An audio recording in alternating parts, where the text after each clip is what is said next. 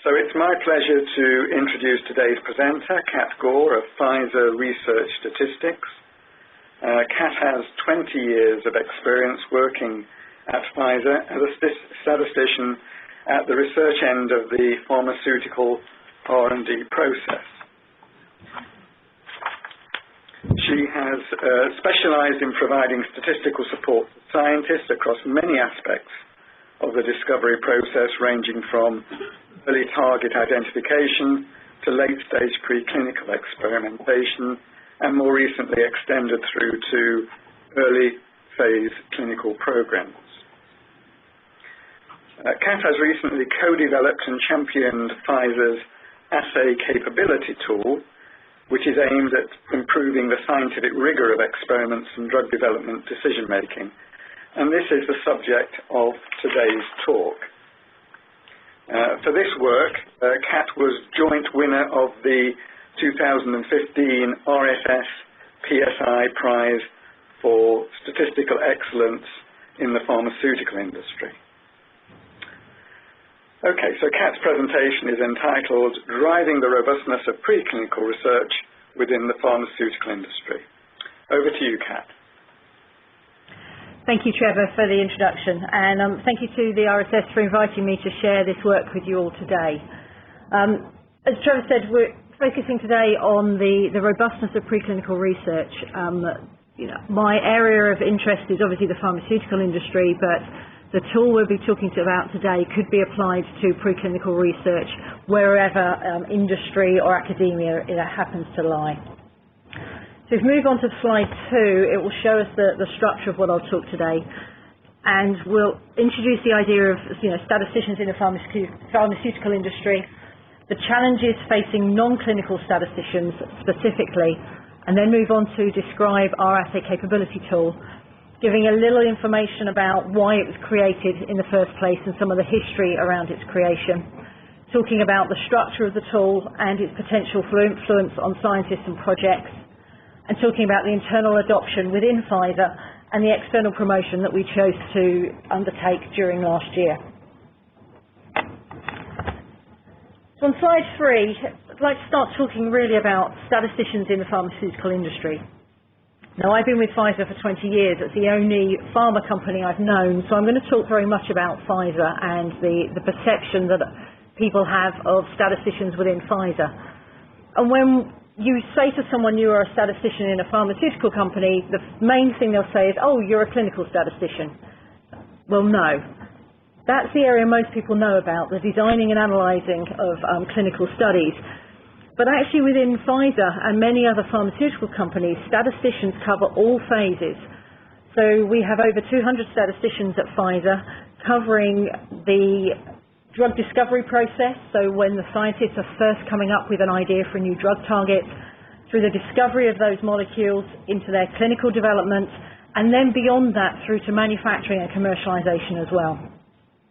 So we have specialist groups that are often termed non-clinical groups who support scientists, the many different types of flavors of scientists that we have, from those in the early research area, those specializing onto drug safety, those creating the drug itself within pharmaceutical sciences, and the groups actually manufacturing the product once it's been launched on the market.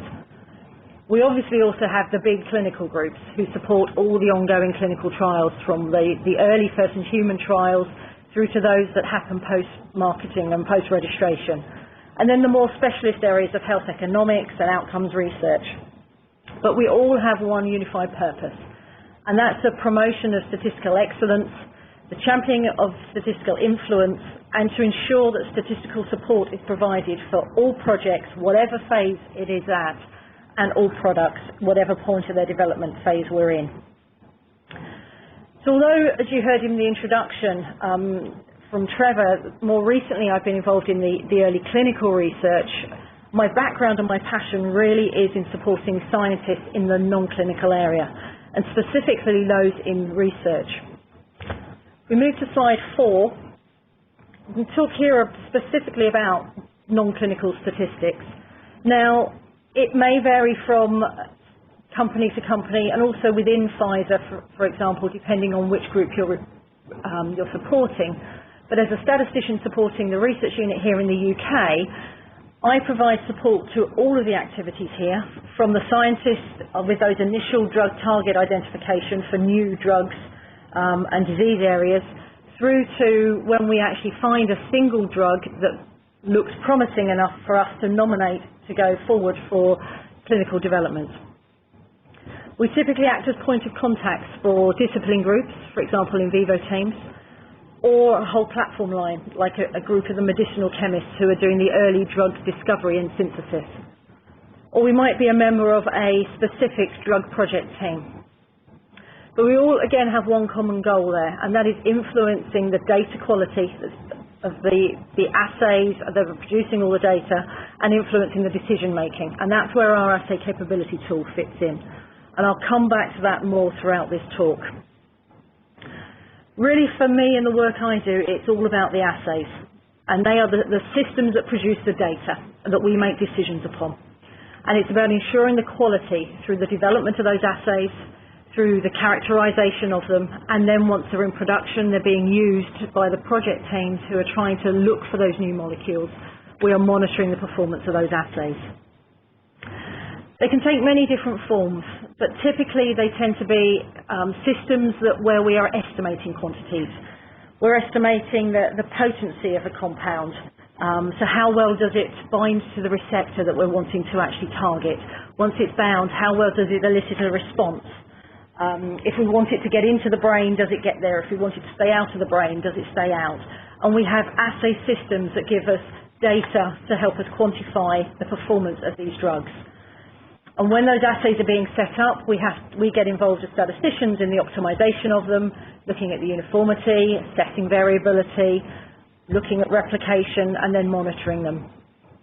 The little picture I have on the right there is just to show you how test tubes have developed since, certainly I was at school a long time ago, when you thought about big test tubes. That's a picture of the plate, and the longest dimension is about 12 to 13 centimetres, and on that example you have 384 little test tubes, essentially, or wells as they call them, on that plate. And we can run a different experiment in each of those little wells. And that's the bread and butter of the pharmaceutical industry in discovery these days, are these plates. So we do a lot of work with these plate-based experiments. We also do a lot of work with in vivo teams and people using bits of tissue as well in vitro experiments. And they quite often are the comparative type of experiments.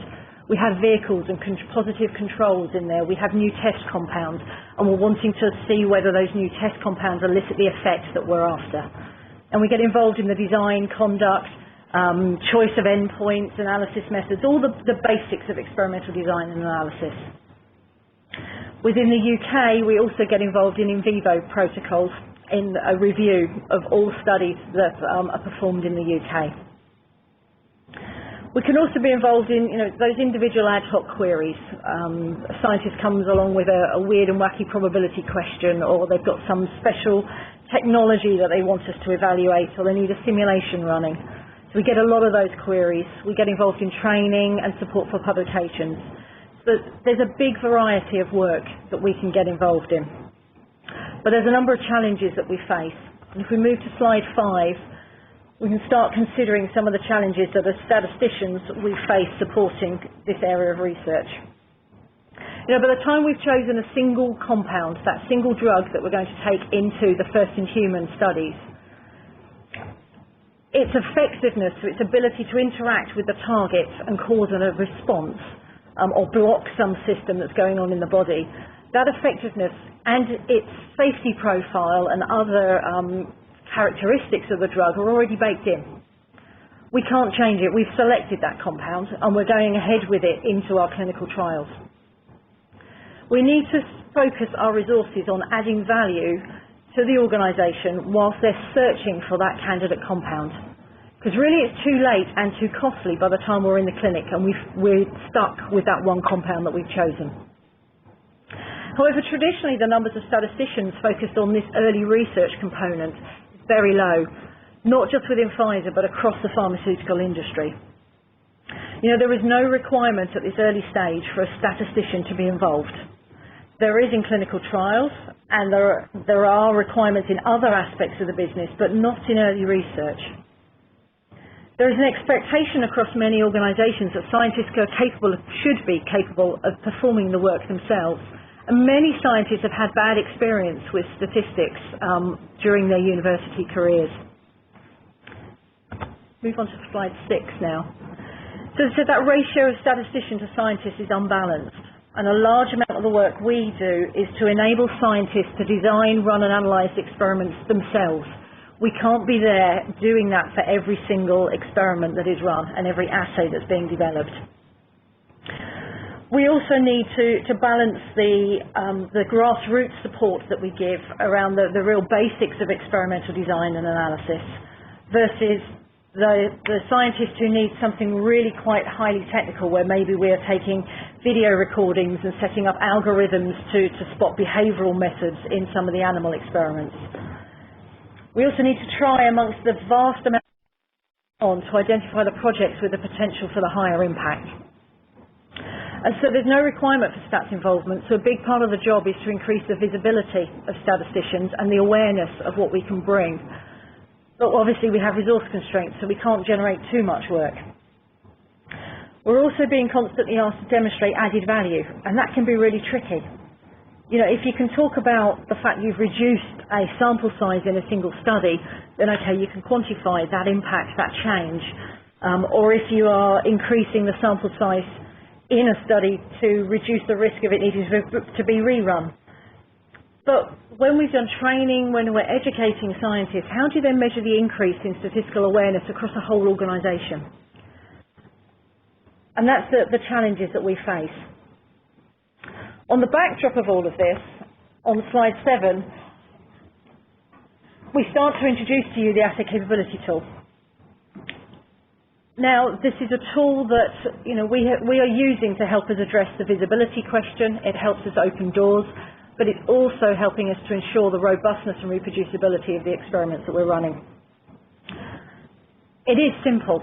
It's the basic stats that we all know. It is literally just a set of 13 questions packaged in a way to guide scientists and project teams when they're developing assays and then using the data coming from those assays. It promotes the real basic but essential experimental design and analysis strategies. It helps document the strengths and weaknesses and precision of an assay, and it provides transparency on the interpretation of an assay's results in the light of its current capabilities. And it really represents the distilled experience of more than 30 decades of statisticians asking the same questions over and over again to lab scientists at Pfizer.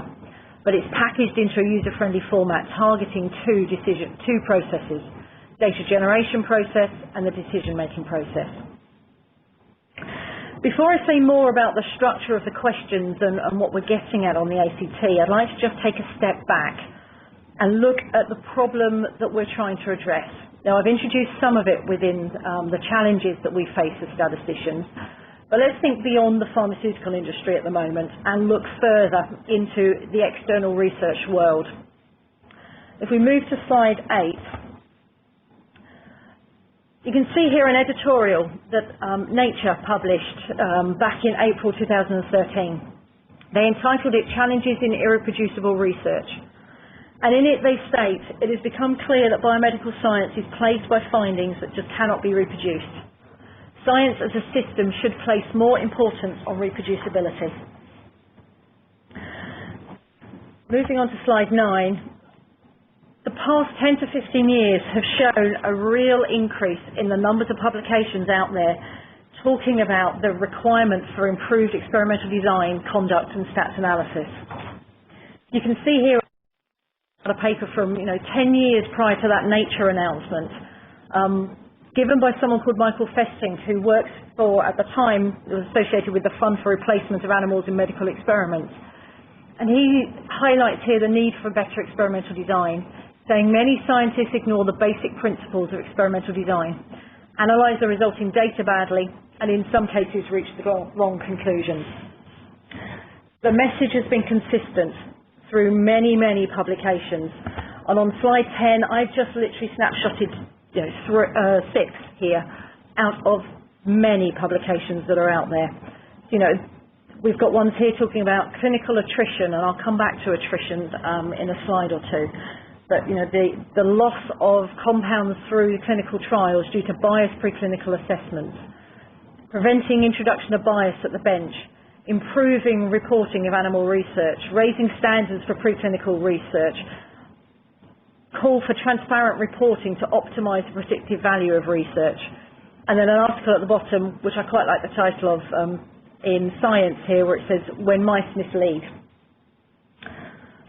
On page 11, I have a snapshot out from that article in the Science journal, where it says here, many animal studies are poorly done, and if conducted with great rigour, or greater rigour, there'd be a much more reliable predictor of human biology. And there's a quote here from the Principal Deputy Director of the National Institute of Health in the US, Lawrence Tabak, and he quotes and says that sometimes the fundamentals get pushed aside, the basics of experimental design, the basics of statistics. So it just shows you that, externally in the biomedical research, in the literature, there is a lot of call for improvements in the design and analysis and reporting of experiments, not just in vivo experiments, but across the board. This article from Science was published in 2013, and interestingly, last year, Science was one of the first journals to bring in a new statistical editorial board, where they actually have statisticians now on their review process. Page 12, I've just tried to highlight what the statisticians have been trying to do. Many of you may be aware of the series that Doug Altman and Martin Bland ran from the mid-1990s in the BMJ, trying to introduce concepts of statistics to a wider audience, in this case the medical audience. And in 2011 and more recently, you have journals such as the British Journal of Pharmacology, and in 2013 Nature, bringing in their own statistics columns, where there are regular articles trying again to introduce more concepts to their readership. And then I've snapshotted out two publications that I feel have been very important from Nature Reviews Drug Discovery in 2012 and 2014. And they're written by the team of statisticians and their colleagues within AstraZeneca, so Ian Pearce and colleagues, really highlighting the lack of statisticians in the preclinical area, and also a review they performed on a number of their in vivo protocols, looking at the robustness of their experiments, which really lines up nicely with the Assay Capability Tool and what we're trying to do within Pfizer. On slide 13, I'm just going to really quickly introduce to you now a bit of the Pfizer story. So for Pfizer and for other pharmaceuticals, attrition is our key problem. The risk of taking a compound into first-in-human and later-stage clinical trials that's supported by insufficient, weak or biased evidence, which means it fails during those clinical trials and we don't get it to market. A 2004 Nature article said approximately 60% of the attrition during trials run in the year 2000 could be attributed to lack of efficacy and safety. Now, Pfizer at that time had already launched what we call attrition task force teams to focus on these late-stage clinical trials to try and improve our attrition rates. But by 2009, the internal teams were focusing back on the transition of a molecule from the discovery organisation into its first-in-human, into the clinic. And research statistics within Pfizer were asked to assess the risk of progressing late-stage discovery assets into first-in-human studies. So, we're not focusing here on the translation and whether it was the right assay for the biology to predict the underlying disease. But what we were looking at were the data quality and decision-making of those particular assays that were underpinning Pfizer making the decision to move a compound into the clinic. And at the top of page 14, we've got here two key recommendations that came out of that 2009 review. That within Pfizer we needed a greater transparency of assay design and execution and increased communication of assay characteristics. We did have assays that weren't randomized, were not being blinded, the sample size was based on precedence, and other aspects that we're now seeing people highlighting in the literature. We also recommended a cultural shift. and that projects and scientists should really consider how they were using the data package that comes from discovery and how it should inform the development in the future, and think about quantitative risk evaluation more than they currently did. We were asked again in 2010 to perform another review, and we wanted then for our review process to not be coming in as a review, but really get it proactively involved in these assays, and that's where the ACT came in. It was a tool that we wanted to be present from the inception of an experiment, of an assay being developed, and we want it to be able to state what an assay is capable of doing, how it can meet the requirements of a drug project, and highlight any limitations that are there so that people using the data are using it in an appropriate manner. If we move to slide 15, it's really all about two things: data quality, decision making. Our scientists who are running our assays want to produce good quality data, and they want it to be able to be used with confidence to make informed decisions. The project teams that use the data need to understand the context in which it's generated and understand the limitations and appropriate interpretation of those data. And going higher up in the organisation, senior leaders who help make the decisions to progress compounds through at different stages and ultimately into the clinic, they need assurance that the data is appropriate and integral, that it's been interpreted appropriately by project teams, and that any risk associated with the interpretation of that data are understood and explicitly stated. Apologies. So we've moved on to slide 16. Our RFA Capability Tool is split into three components. As I said, it's 13 questions, and I'm not going to go into detail of those individual questions today, but I will give you a reference at the end where you can get, we have published a couple of case studies, and you can see there the individual questions. But they're split into three domains, three themes. The first one tackles the decision-making component, and it's looking at making the scientist and the project joined up. We found during those 2009 reviews that there was a disconnect between the scientists running the assay and knowing what appropriate interpretation of the data would be, and a project team who are using that data to make the decisions. And the whole front part of the ACT is around that connection. Does the assay enable decision making for that project? And have the project even thought about what a successful result looks like? Have they quantified a target value that they're actually interested from the assay? Have they talked about an appropriate precision on what that should be? Has that conversation gone on? The other two domains are a lot more around the capability of the assay when it's being run and developed as well. So domain 2 is around variability. So when the scientists went through a development process for that assay, did they follow a logical process? Have they documented it? Does it now deliver consistent results? And do they monitor it over time through the use of quality control charts, for example? During that development process, did they identify the sources of variability? Did they remove what they could, control what they couldn't?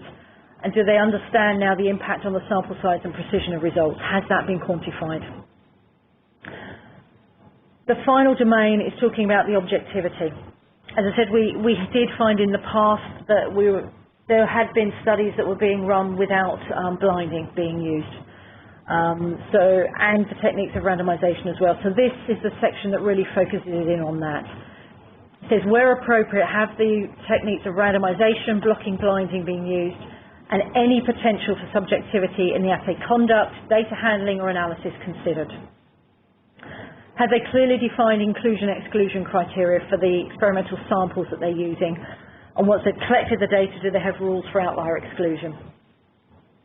One thing that we also found was the analysis method could often be chosen based on the knowledge that the scientists had and their access to a particular software tool, rather than it mirroring the design and reflecting an appropriate analysis based on that design. So I said, the 13 questions have come out of many, many years of statisticians working with scientists here, and So you as statisticians, they're not going to be new, but it's just putting them all together and ensuring that a scientist is reflecting upon them as they're going through a development process.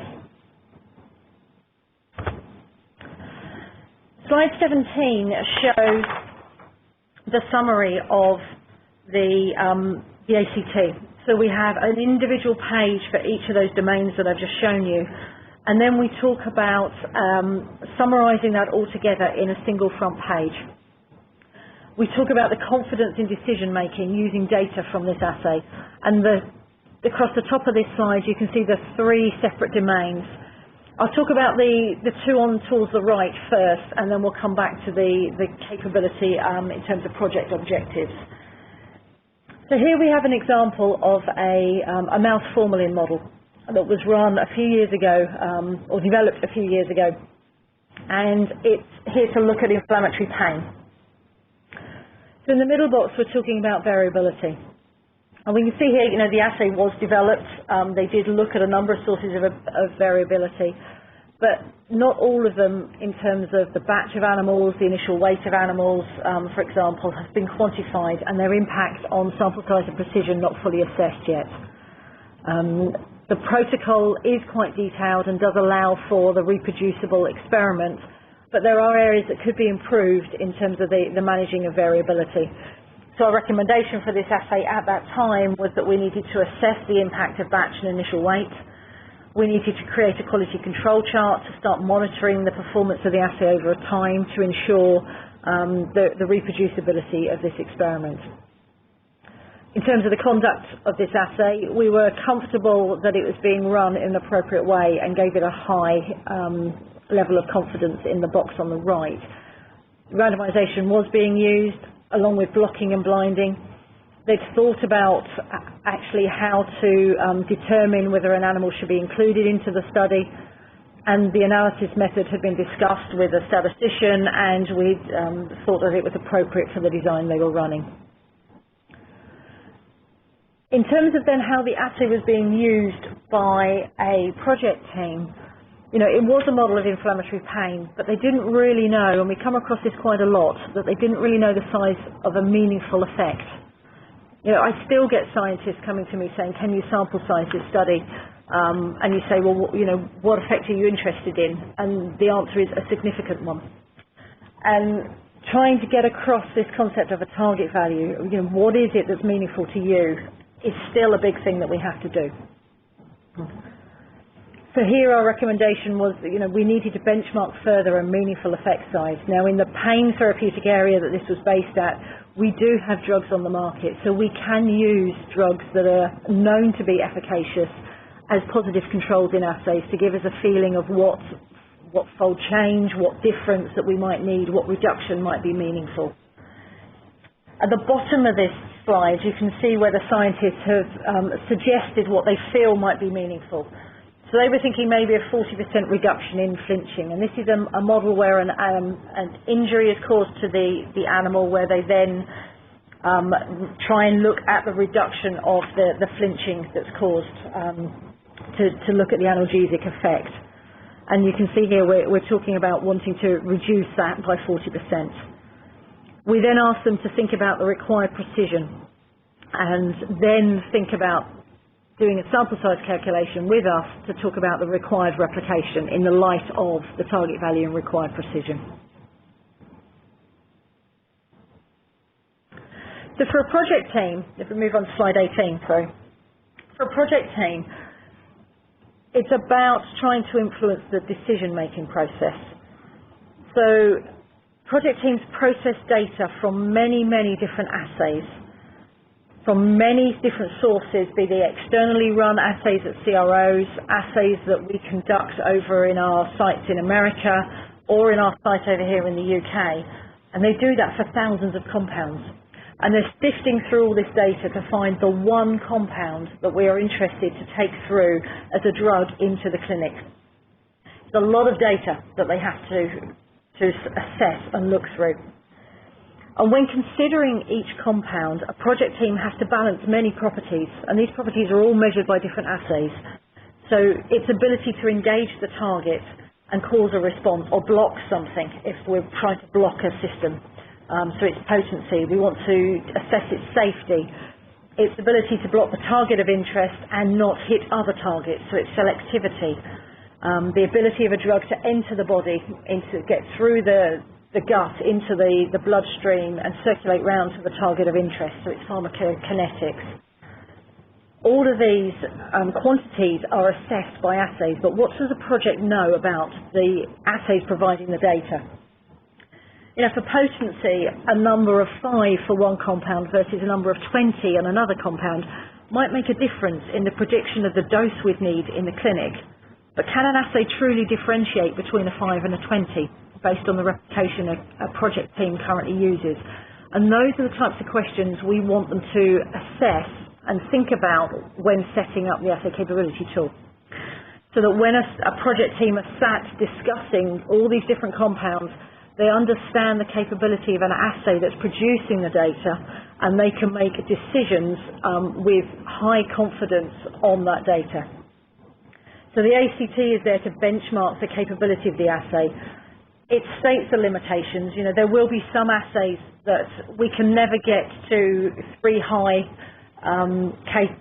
categories across the board, but at least we know the limitations of that assay, and we know why an assay may not be scoring a high in a particular category, and we know then the risk that we are taking in using data from that assay. It might be the most appropriate assay for that disease indication and the most translatable one.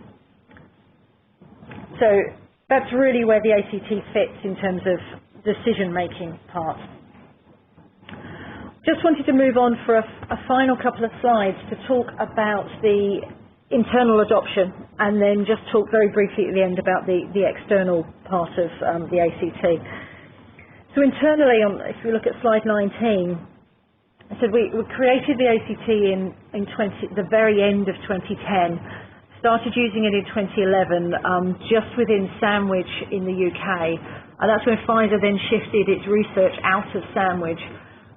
So it took us a little time to get going, but globally since 2013, we've been using the Assay Capability Tool for many assays across many projects globally, but it is still work in progress within Pfizer. I can't claim that every single assay we run has this tool in place, but what I can say is I feel that the knowledge of the presence of the ACT and what we're trying to attain with the ACT is known, and that in itself has changed the way in which the organisation is viewing statistics and the impact, the importance of it. And really you can start seeing, certainly here within the research unit that I work, an increase in the stats awareness of the organisation as a whole. The idea is that we are promoting it as statisticians, but really it's a document, a tool that's owned by the scientists when they are creating their assays, and by the project teams when they're using the data on those assays. So, we've not said from the outset that, the statistician comes in and does all the work. We want the scientists to be there considering themselves and working with the statistician where they need help, especially in terms of sample sizing, deciding what analysis is appropriate, etc.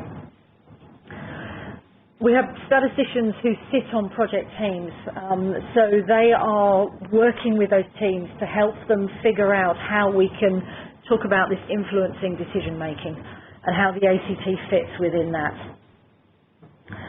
And also for the last couple of years we've had specific goals in place with all the statistical groups supporting research and the research units, for example the one that I sit here in Cambridge. We've had a goal that the ACT will be used for all projects when they reach a particular early milestone. And that's a milestone where projects are setting up their assays, they are developing them, and they are at that infancy where they're then starting to figure out how they'll be used by the projects to aid drug discovery. And that's where really we feel the emphasis should be. And it's getting a project team, as I said, to understand why they're running an assay in the first place. When they are first setting up this cascade of assays that will give them the data to make those decisions to find that one compound, we want to be there with the tool, asking those questions of, well, why? Why are you running this assay? How are you doing it? What will it give you? What does success look like? We move on to slide 20. As I kind of highlighted, I think, earlier at the beginning of the talk, there is a lot of information out there now in the literature highlighting the issue with reproducibility and robustness of preclinical experiments. Many people have proposed lots of different solutions, and last year we made the choice to share our potential solution as well. One solution is the key thing, but they're all getting at the same thing. But the extra part that we felt the Assay Capability Tool brought was this influence of decision making. It was taking a step back from the questions around the conduct of an experiment and its development as well, but really to say, why am I running it in the first place? What am I wanting to get from it, and how will those data be used? And that's why we took the decision, as I said last year, to share further the work that we performed. So we initiated a series of external presentations and publications. We attended a number of conferences, some statistical, some biological, and we sent out the 3 external publications. You can see in the kind of top left little snapshot there's a publication within PLOS ONE, which is a scientist who's based here in Cambridge, UK, with myself and the other statisticians. And he used the Assay Capability Tool when he was developing a joint rotation model looking at the modulation of knee joint pain. And it's for osteoarthritis compounds. And he felt that the use of the ACT through the production or the development of his assay and then the subsequent use of the assay to test new compounds really was benefited by the fact that the Assay Capability Tool was there guiding him through its development.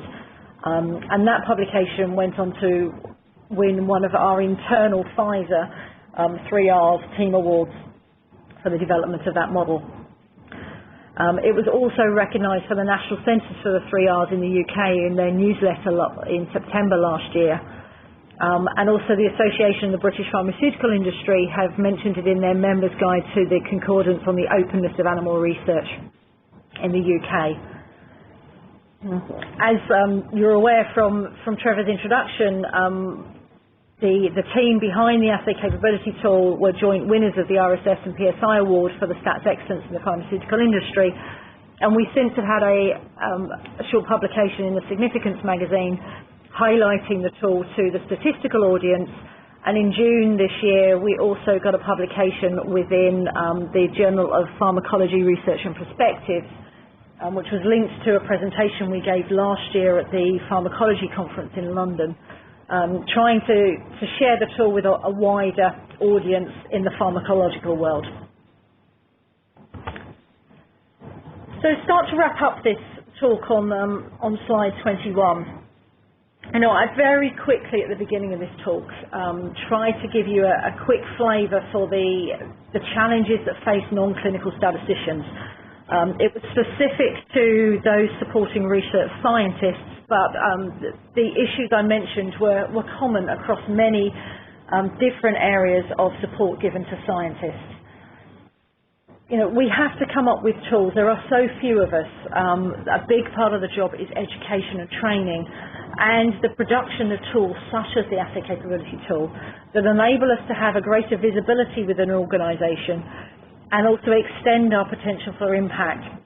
You can just generate a large amount of work quite quickly by saying you're available, but it's figuring out how best to support it. And tools like the ACT can do part of that job there. It's those, as I said, those questions that you're keeping to ask a scientist every time you're with them designing an experiment. And they're there by the side of a scientist now without the statistician having to be there.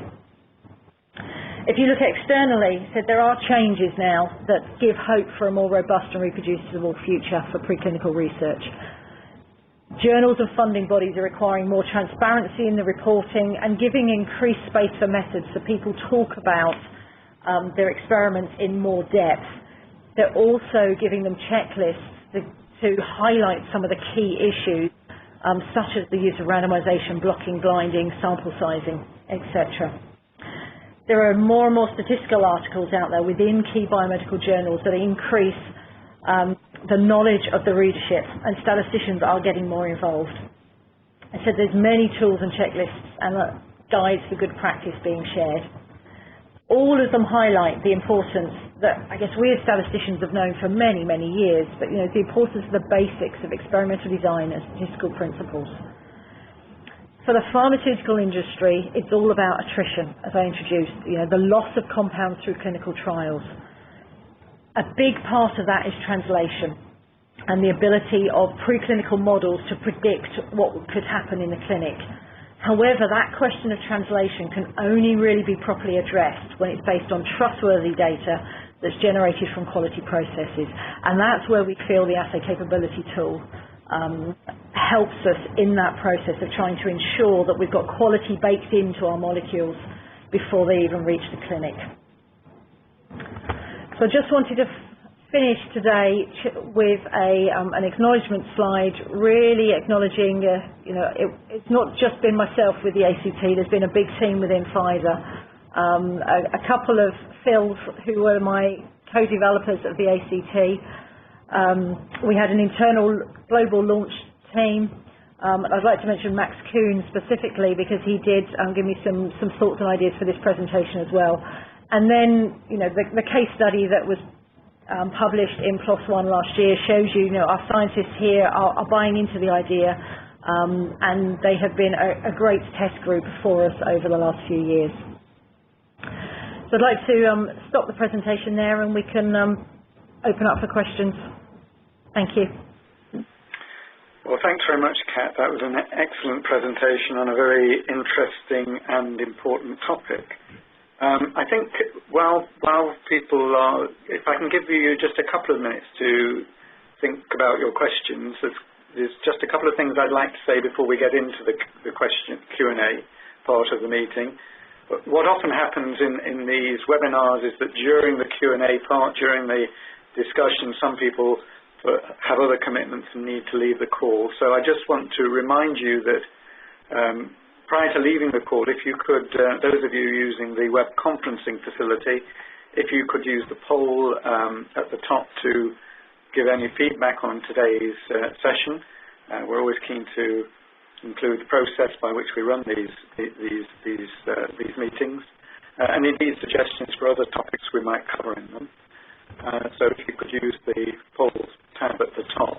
The other point that I want to make is that, as I've mentioned and Kat mentioned, this work that Kat talked about was the joint winner of the RFS PSI Prize for Statistical Excellence in the Pharmaceutical Industry.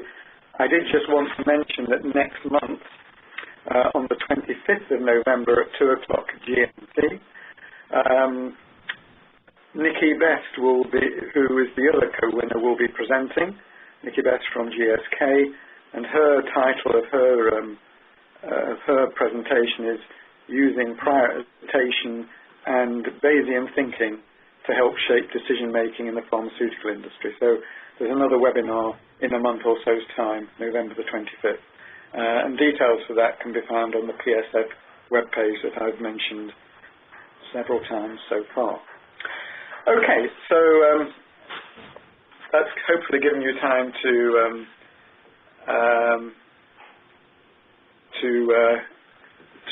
get your questions sorted out. So could I ask whether anybody would like to raise a question over the phone line? If so, please remember to star 6 to unmute yourself and then ask your question. And again, once you've asked your question, if you could press star 6 again to mute, that would be much appreciated.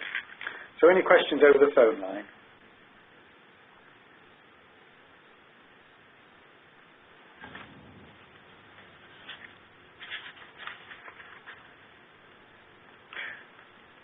Okay, if you're still thinking of questions, I have one to get us started. Kat, could I just ask you to say a little bit more about two things, really. One was the way in which you came up with the tool, the 13 questions. In a sense, what was the process behind you getting to that stage? Who was involved? That sort of thing. And then maybe if you could expand a little bit, now that the tool is available, can you talk a little bit about what typically happens in terms of the role of the scientist and the role of the statistician in getting to the position, I think, which is the sort of the end point, I think, on your slide 17, which is a sort of one-page summary of application of the ACT. Okay, so yeah, if I tackle the first part then about the inception of the tool.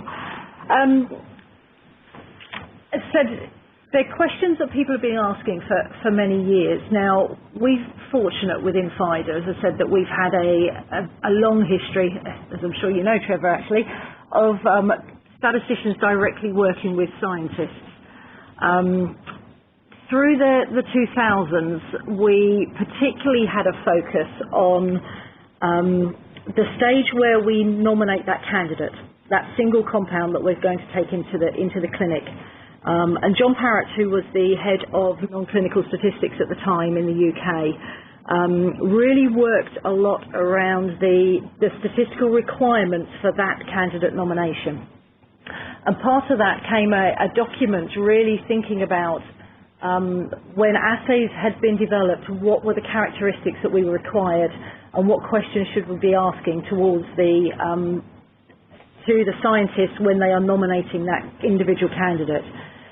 So a number of those questions had kind of started being formulating through John. As I said, John had led the non-clinical statistics group at the time, and it was thinking about the way in which a scientist needed to develop and then run an assay.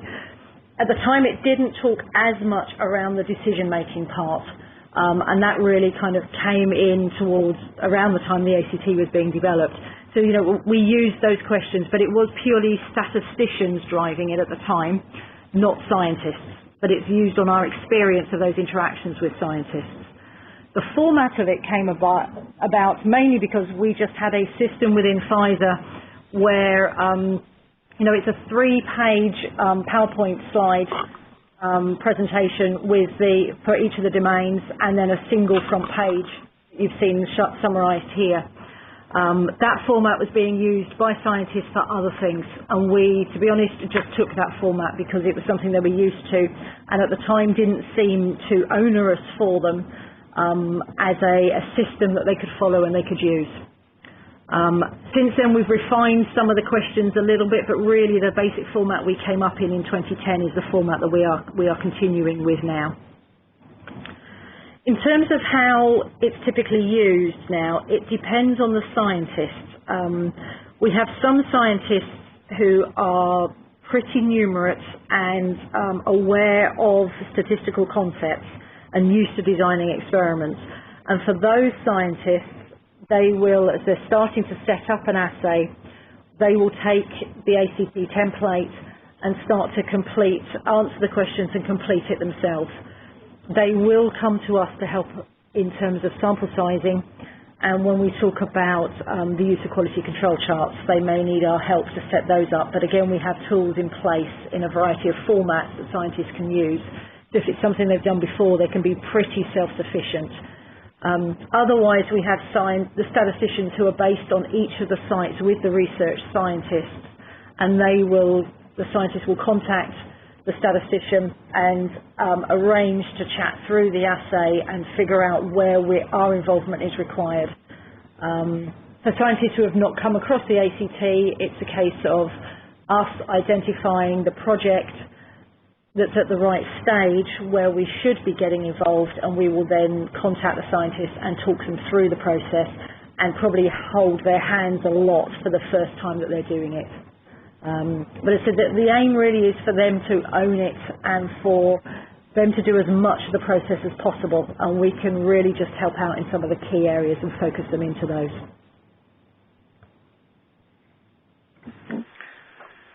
Thanks very much, Kat. That's a useful piece of additional info, I think. There is a question from Peter Coupens, which came over the chat. If I could just read it out for those of you who have not got the web conferencing interface. How widespread is the use of ACT? How many statisticians does it take to run it successfully? How much resistance from the scientific community have you experienced?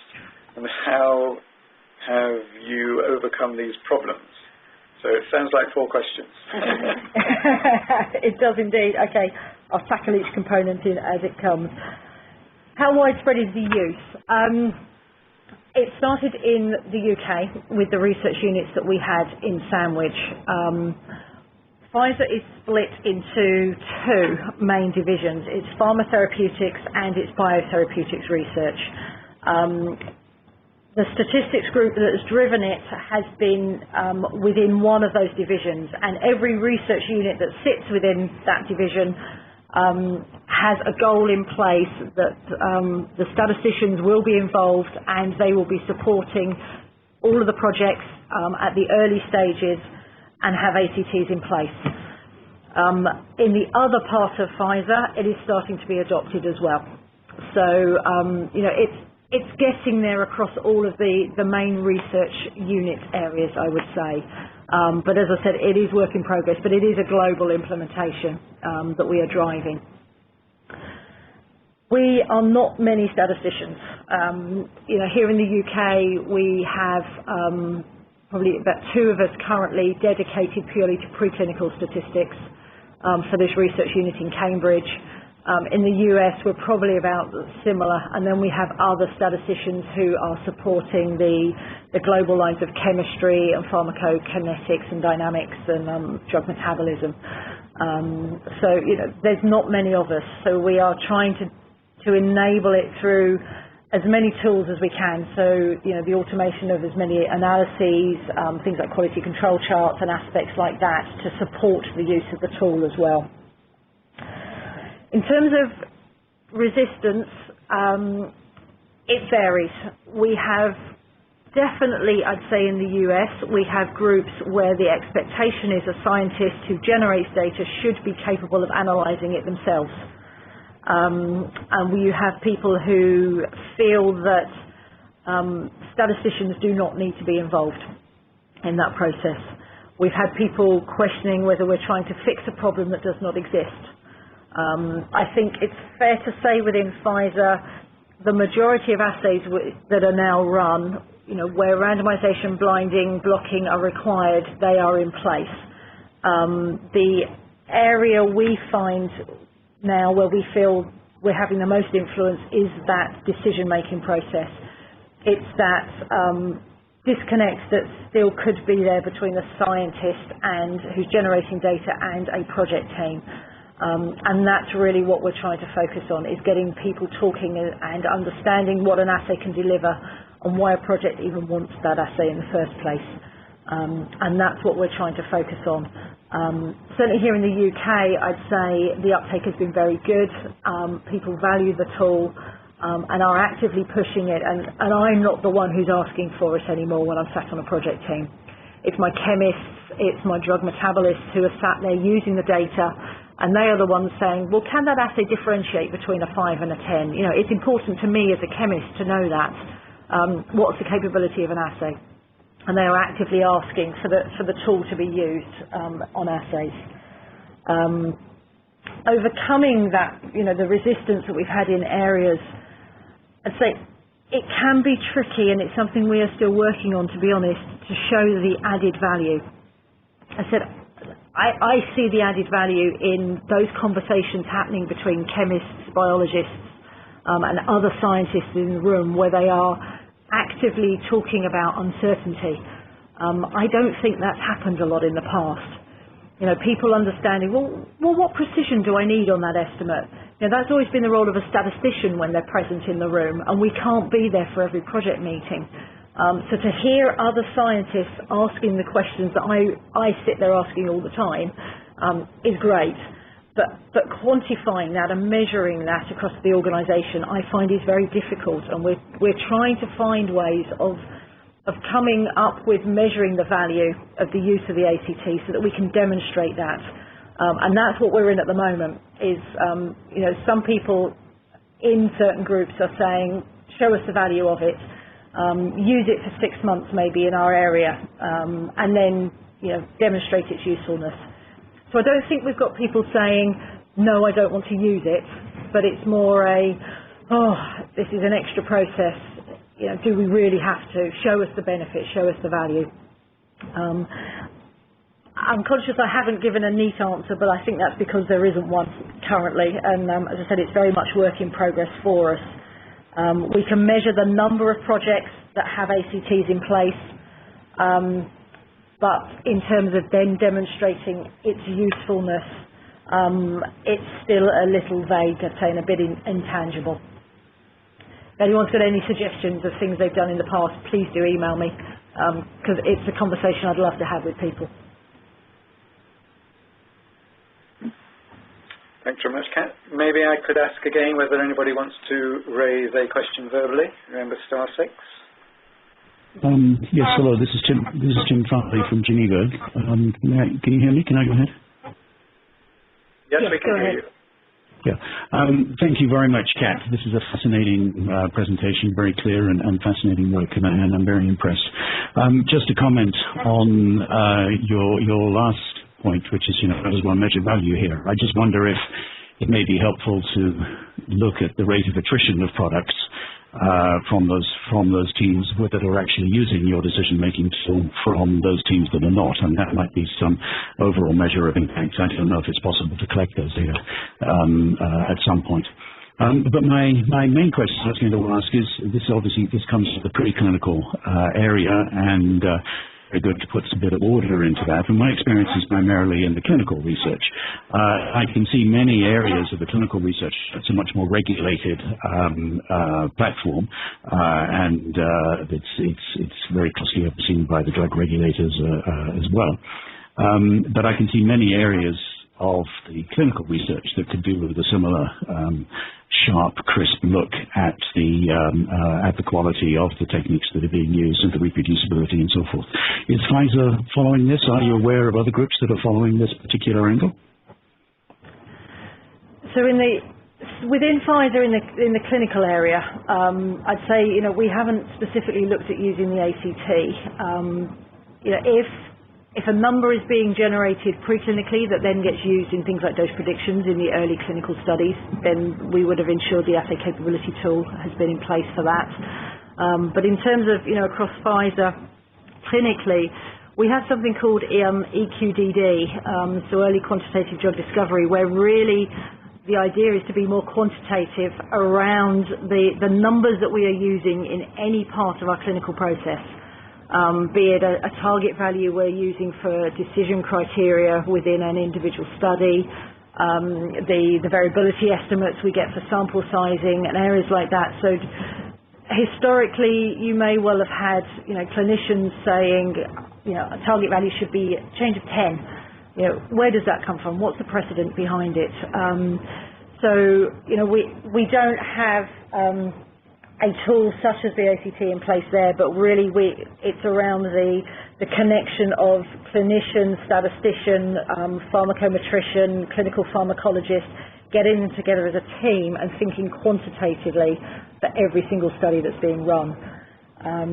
Thinking about the ACT and externally for other pharmaceutical companies, I was at the non-clinical statistics conference in Bruges last year, and had some really good discussions with non-clinical statisticians within J&J and Roche at the time. And I'm aware of those statisticians doing similar things within their organisations. Also, as I highlighted earlier in the talk, you have the AstraZeneca statisticians who are doing similar things within AZ, looking very much at the in vivo protocols and the quality of those studies as they're being run. So I think there's more and more being done preclinically. I think you're right, there's probably more areas to focus on in the clinical area as well.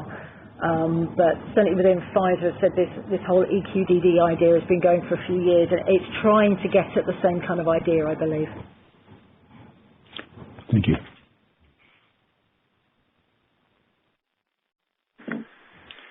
Do we have any other questions?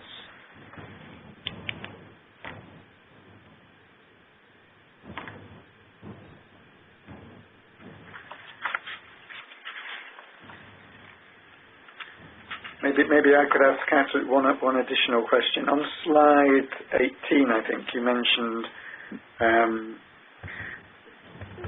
or I interpreted what you were saying there, is that obviously the decisions project teams have to make, they're balancing results of several assays or studies or and so on. Have you developed tools which enable information to be combined across several types in order to try and, I guess,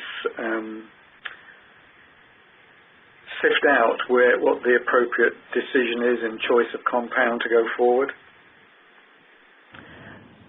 It's a good question. No, we haven't specifically, or not one tool. It's something that interests me. I guess what we've focused on at the moment is trying to ensure the quality of the data from each of those assays, and that's where we started with the ACT. But now, it's very much a case of how can we improve their decision making. And as you said, if we can come up with a way for a project team to try and process the vast amount of data they're getting, that would be really good. Now, we have wondered about and are starting to look at the use of multivariate methods to try and establish, if you think about almost like a footprint for each compound, it's data across these multiple assays. Every compound gets run through a number of these assays, and trying to see, is there a way in which we can bring that together in one way to enable the easier decision making. At the moment, I'd say we're not there. It's not a tool that we have in place. It would need to cope with the different needs of each project, because some projects might be looking for a compound, and their issue might be the absorption of that drug once someone's been taking it orally. Someone else will have a focus that will be more around the potency, so the ability of the drug to be efficacious. And every team has its different assays, its different needs, and combines the set of assays in a different way. But if we could come up with something across that would be really good. But no, that's something we are focusing on, but it's not a tool that we have in place right now. Thanks, Kat. Thanks very much. Okay, so one final call for any further questions. So I don't think we have any further questions, so I will look to close out the meeting. Firstly, and most importantly, to thank Kat for an excellent presentation and for excellent fielding of the questions and giving us further detail on a topic which is very important. So thanks very much for that, Kat. I'd also like to reiterate that when leaving the call, if you could leave information via the poll, that would be much appreciated.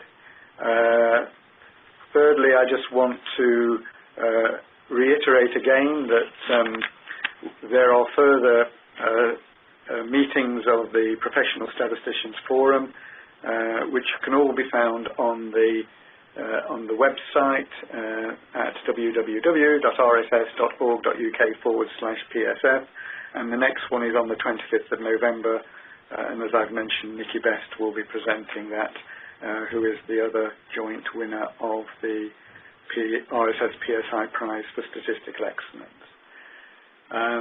And finally, just to mention that a webcast of this meeting will be placed on the RSS website at the bottom of the PSF webpage that I've mentioned a number of times. You can click on past meetings, and the webcast will be posted there within the next couple of weeks or so. So if you have any colleagues who were not able to get today's meeting and you feel they'd like to run through it, then they can look at the webcast, and equally we can have another session if we wish. Okay, well, thanks very much again, and we hope you've enjoyed the session. I found it very useful indeed, and we look forward to your presence at future PSF meetings. Thank you very much indeed.